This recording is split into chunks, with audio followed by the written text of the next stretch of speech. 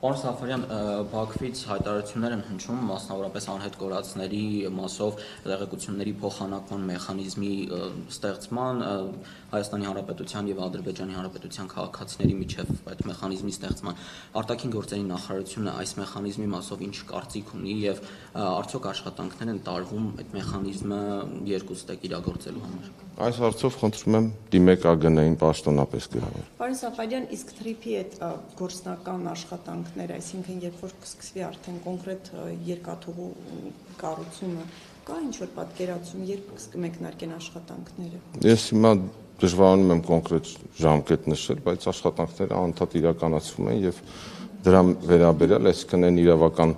հիմքերը, որոնք որ ստորագրվել են, վավերացման կգնան այդ համաձայնագրերը, իսկ ինչ վերաբերվում է կոնկրետ աշխատանքներին, ինչ որ արվում է իրազեկում ենք, հավելյալի մասին անպայման կտեղեկացնենք։ Կողմերը ունեն ընդհանուր պատկերացում, թե գոնե մոտավոր ինչ ժամկետներում ամբողջությամբ այդ ծրագիրը կհասցնեն ավարտին։ Ես դժվարանում եմ հիմա ասել, բայց դրա վերաբերյալ որոշակի իրազեկում եղել է ինչ։ Պարոն Սաֆարյան, դուք ասացիք, որ կարիք չեք տեսնում, հա, արձագանքելու Իսրայելի կողմից ցեղասպանության ճանաչման այդ բանաձևի հետ կապված, ինչու, որովհետև հայոց ցեղասպանությունը իշխանությունների, հա, արտաքին քաղաքական օրակարգում առաջնահերթություն չէ, թե կաշկանդվածություն կա Թուրքիայի հետ մեր հարաբերությունները հնարավոր է ավելի լավանան։ Արդեն հնչել է եւ ես նորից կրկնեցի նոր, թե ինչի մենք չենք ուզում արձագանքել, ինչի չենք տեսնում արձագանքելու կարիք։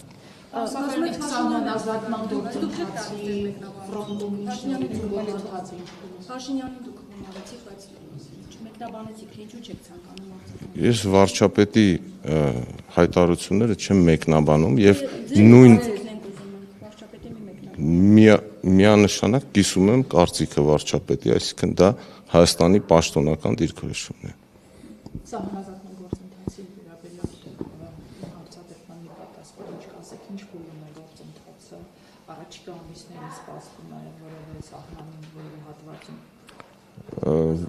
Վերջին կայացած նիստի վերաբերյալ Հայաստանում կայացած նիստի վերաբերյալ պաշտոնապես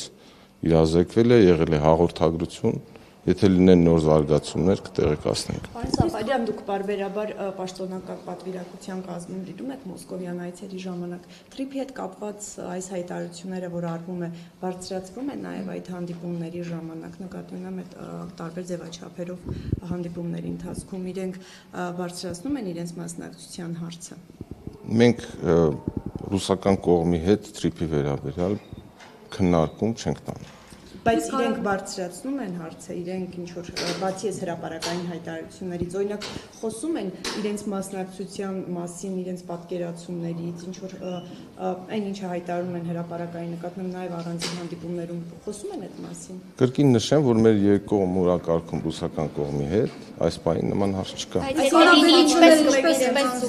Առասարակ Ռուսաստանի հետ հարաբերությունները, որովհետև Ռուսաստանի արտգործնախարարությունից բավականին կտրուկ հայտարարություններ են հնչում։ Կրկնեք ձեր հարցը չլսեցի։ Չեմ մոռացել, ասում էի, եթե լինեն ինչ ընթաց կտրվի դրան։ Ես չեմ կարող ապագայի մասին ինչ որ կանխատեսումներ անել, դուք հարցնում եք ենթադրյալ ինչ որ գործընթացի մասին։ Իսկ իմ հարցը մնաց անպատասխանեցին նորից այն քննադատությունները, որ Հայաստանի ինքնիշխանության հետ կապված խնդիր կա, թեև մանրամասնորեն գրված է այնտեղ մեր իրավազորության լիազորությունների մասին եւ այդ նորոգված կարծիքներով ֆրոնտ օֆիսը, բեք օֆիսը դրանք ուղղակի ծխացածկույթ են, քանի որ մոտիկ չեն թողնելու մեր վերահսկողական գործառույթը, մեր վերահսկիչներին ուղիղ շփման։ Այդ մասին ընդդիմություններ շատ ասում, առանձին մասնագետներ շատ վերլուծեցին,